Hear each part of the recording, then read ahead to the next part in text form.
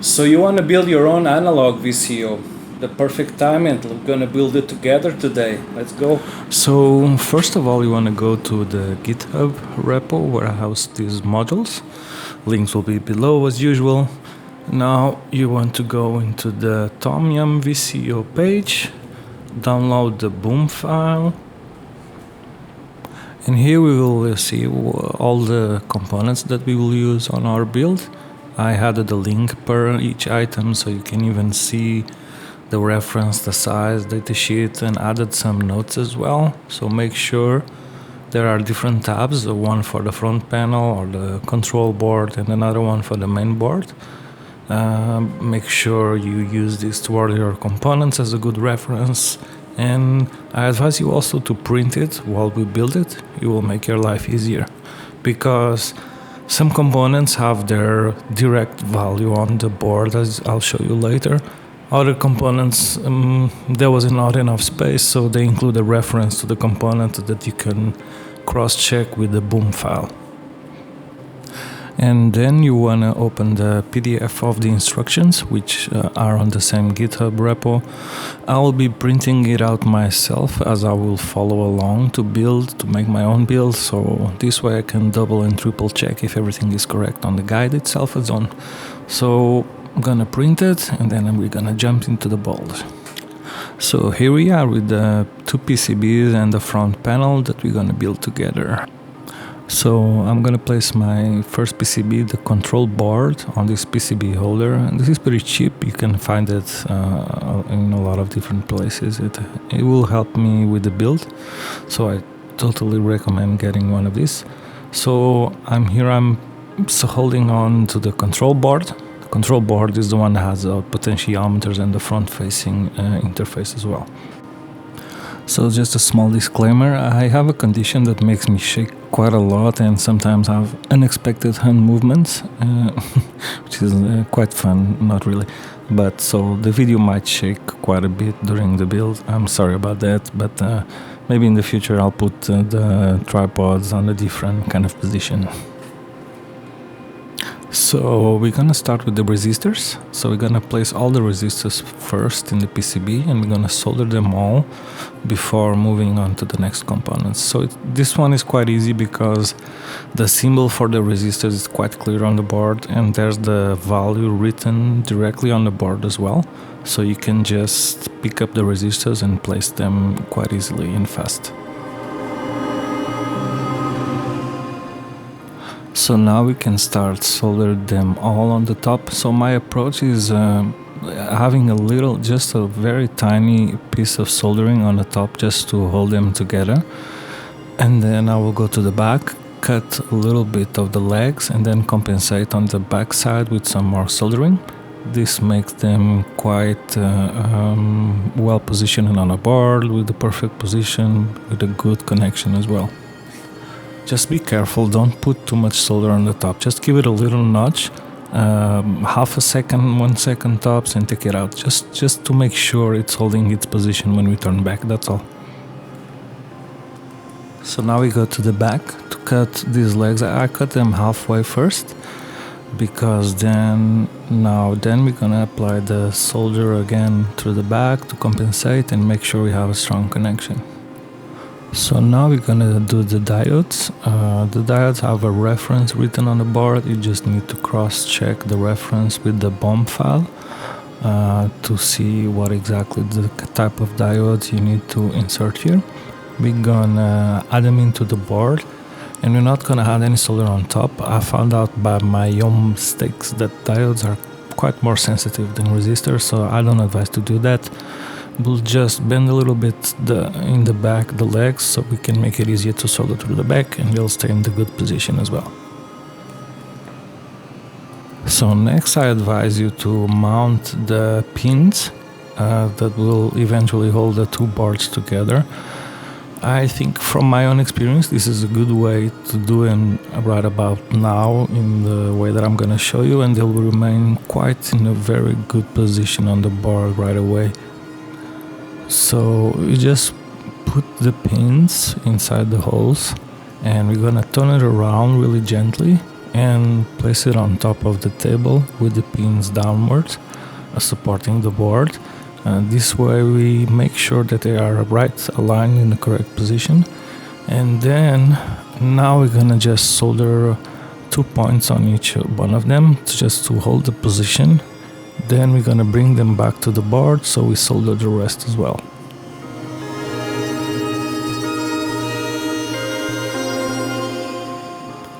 Now I'm gonna move the board back into the other previous position. It's just easier for me to solder it that way.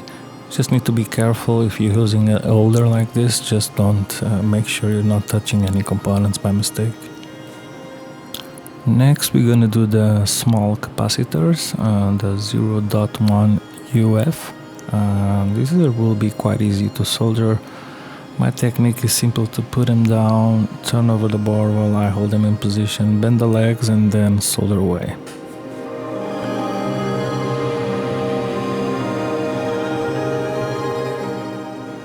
So now we're gonna do the two transistors that we see on this board. We're gonna place them really carefully, just leaving a little bit of air between the board and the component itself. These are quite sensitive to temperature, so it's best to leave them with some space so they don't get close together with the board. And these ones to solder, you really need to be really careful because the legs are very close together.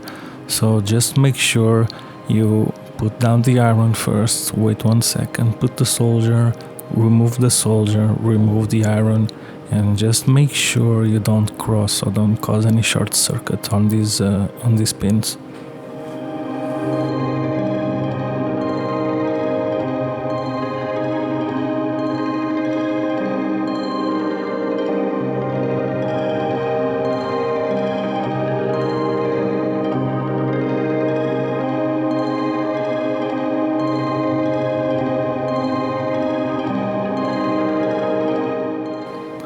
So next we're gonna do the thermistors or thermistors. These are like resistors, exactly, they are indeed resistors, but with a special functionality regarding temperature control. I have them on all the inputs, so direction doesn't really matter like the resistors. And we're gonna follow basically the same process: add them in, bend them on the back a little bit, and solder, cut, and clean.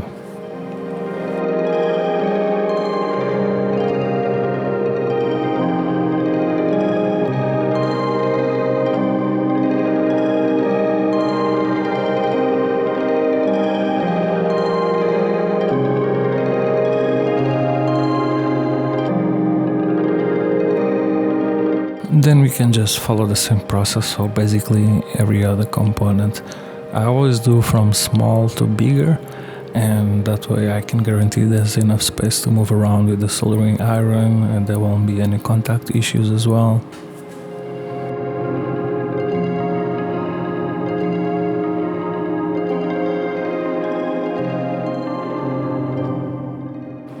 So now we're gonna solder the socket for the IC. There's one IC on this board and two on the other board. It's very important that you use these sockets so we can solder without the concern of damaging the IC itself. And also at the end, I'm gonna do some cleaning with an ultrasonic cleaner, and it's just better that I leave them out and only add them at the end, but we'll do it together at the end as well. So a quick easy way to do this is just place the socket, add some painter's tape to it to hold it, and just turn it around and solder 2 pins each on the opposite row and direction just to hold the position. Then you can just remove the tape and solder the rest. So now we're gonna start adding the front facing, the user interactive element to the board, including this little blue fella here. This is for pitch calibration. But we're not gonna solder them, just gonna position them, add the front panel to hold them together, and this way when you turn to the back and solder, we know for sure they are in the right position.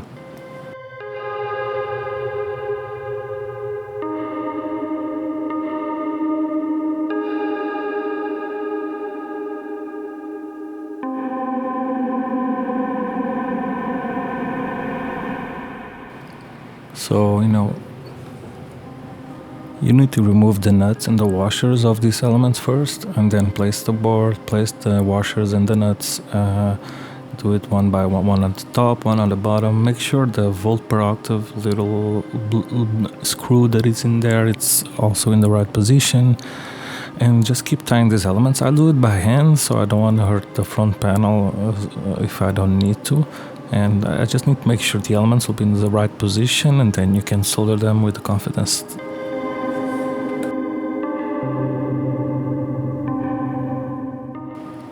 Okay, now we can remove the front panel again. For now it was just to solder the front face panels in the right position. And I'm going to show you how do I clean a PCB. As you can see, there's a lot of flux going in there from the solder, so let's see it.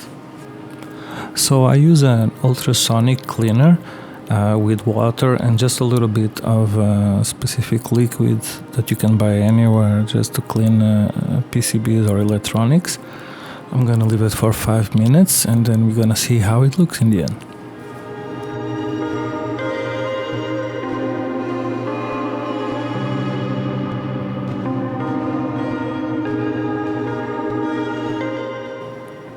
And here you can see the result. It gets really nice and very clean PCB. I really like it. It's a very clean process, and I even pass it through water afterwards just to clean it up even more. You just need to make sure you really let it dry, give it some time. You don't want to connect this if there's any water on the board, please. So now we are at the main board. And we're basically going to follow the same procedure. We start with the resistors, then we go on to the diodes, and so on and so forth. So let's get into it.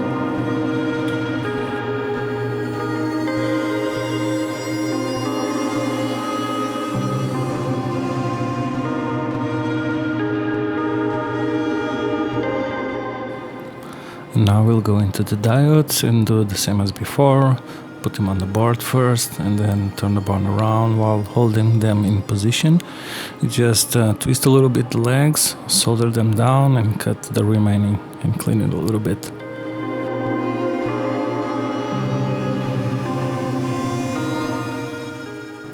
Now we do the same for the pins. These are the female version of the pins so they can connect to the control board. It's the same procedure.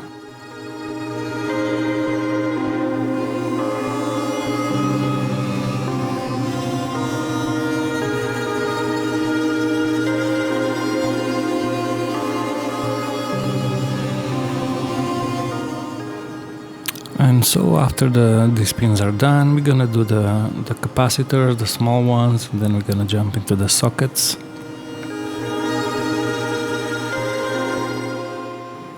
Now we're gonna do the sockets again. On this board we have 2 of them, so just follow the same principle. I got accustomed to just put them down on the board with one finger, holding them as I solder on the back 2 opposite points, and then I just solder the rest.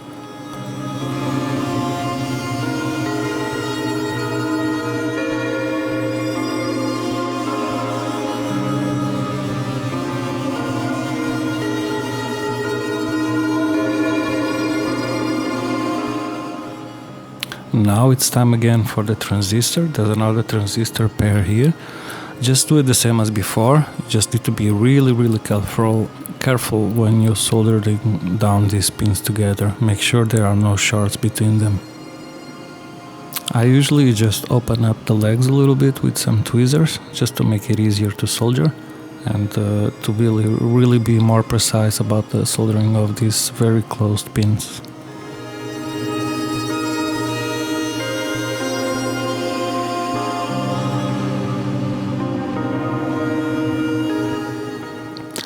Now we're gonna solder the power section at the bottom. It's pretty easy to do. Don't forget to mount the connector in the back. That's very important. That's the only part that goes into the back. The capacitors, the 2 electrolyte capacitors, the 47 UF value. Typically they are a little bit bigger than the ones I got.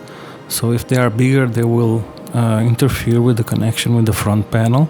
But if they are bigger, if you cannot get smaller, like 7 millimeters height, you can bend them to make them fit together with the front panel. You just need to make sure that you leave some room in the legs when you're soldering so that you can bend them over later.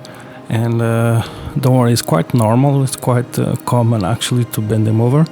I just happened to find a source where I can buy these capacitors in a smaller size. Maybe you can as well.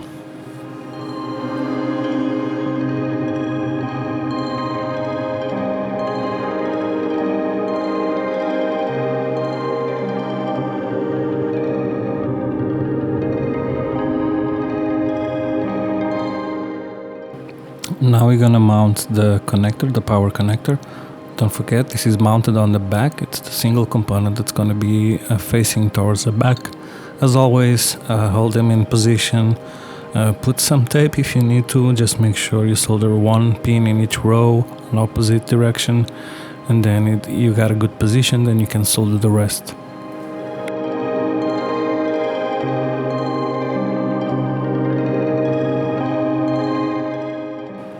You see, due to my shaking, I had a little bit of an issue in there, shorting 2 pins, but I just used some desoldering and that was quick to clean up. So, mistakes happen, just be careful, just review, double, triple check everything that you're doing, you'll be fine.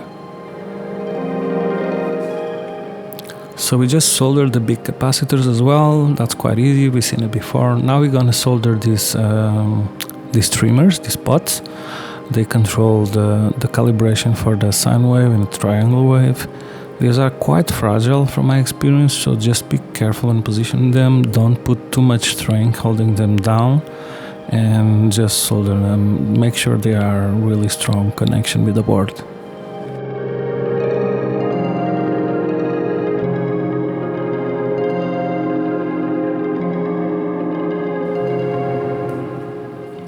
So now we're gonna finally, after we clean up the boards, they are super clean, super good for me. Now we're gonna add you can see here, it's really clean. This will make your models last longer, basically. Now we're gonna finally add the integrated circuits, 3 of them. They need to be a little bit bent over. I usually do it over the table and place them on the socket quite gently. If I need to adjust, I just use some tweezers to adjust the position of some pins. And when I see and I'm confident they are all in place, then I just push them down with just a little bit of strength, just to make sure they are in a good position.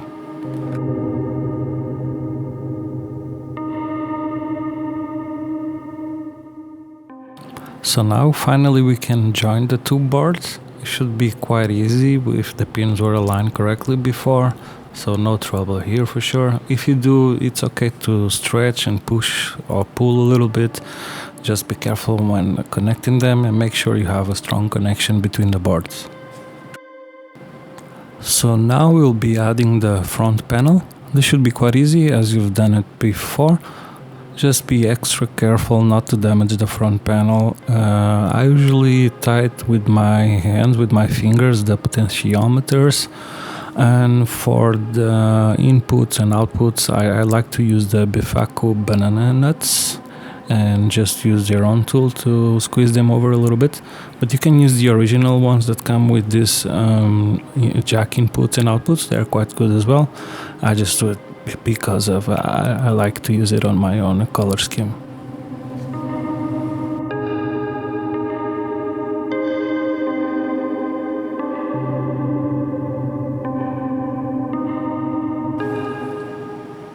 For the knobs, I like to use the Davis clones. This is the cream color. I use the ones with the brass inserts. They make the really good feedback feeling and easy to put them on the panel as well. But you can use any kind of knob that fits these potentiometers really.